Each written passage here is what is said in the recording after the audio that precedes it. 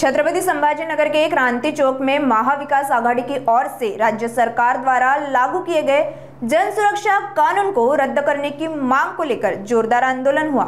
कांग्रेस, राष्ट्रवादी, ठाकरे और अन्य वामपंथी संगठन इस प्रदर्शन में शामिल हुए। इस आंदोलन के दौरान राज्य सरकार के खिलाफ कड़े नारे लगाए गए। साथ ही आंदोलनकारियों द्वारा भाजपा सरकार पर आरोप लगाए गए कि जन सुरक्षा कानून जनता के अधिकारों पर हमला करने वाला कानून है। यह कानून जन सुरक्षा कानून नहीं बल्कि भाजपा सुरक्षा कानून है। अब देखना होगा कि आखिर महाविकास आघाड़ी के इस आंदोलन को कितनी सफलता मिलेगी।